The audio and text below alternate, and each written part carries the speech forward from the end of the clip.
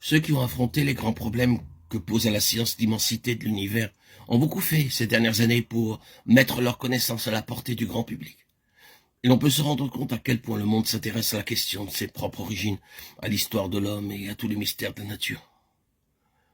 C'est par centaines de milliers que sont vendus certains des ouvrages scientifiques, des ouvrages de vulgarisation. Les savants qui les ont écrits ont réussi ce tour de force qui consiste à condenser en un petit traité populaire des questions les plus ardues de l'investigation scientifique et les résultats considérés comme acquis. Or, quand on arrive au bout de cette lecture, on ne peut se défendre d'une impression qui demeure, de quelque chose de vague, d'insuffisant, d'inachevé. Ces hommes de savoir, malgré tous leurs efforts et toute leur lumière, ne parviennent pas à nous donner de l'univers une explication claire et définitive.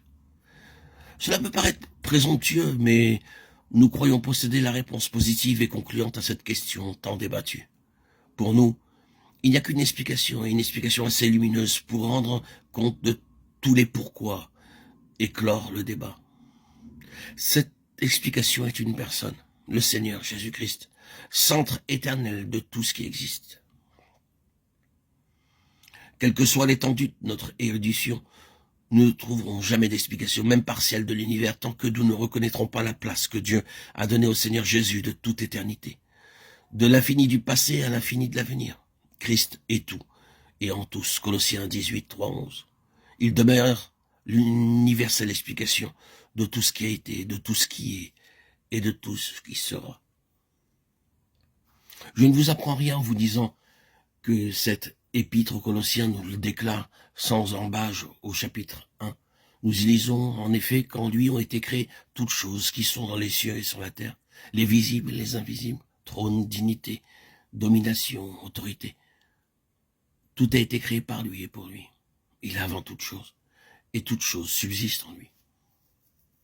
Voilà une proposition assez vaste qui établit clairement que c'est en Christ qu'il faut trouver l'explication de la création tout entière. Pourquoi la création? Pourquoi Dieu a-t-il, par Christ, mis l'univers sur pied? Pourquoi cet immense système existe-t-il et se maintient-il? Comment expliquer le monde? Où est sa raison d'être? À toutes ces questions, il n'y a qu'une réponse. C'est pour que Christ soit tout, en tous et en tous.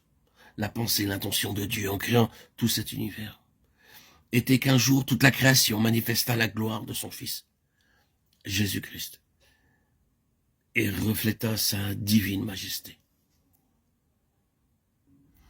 Je vous propose dans cette nouvelle série d'audio de très nombreux enseignements pour saisir, comprendre ce que notre Seigneur Jésus-Christ a voulu nous transmettre.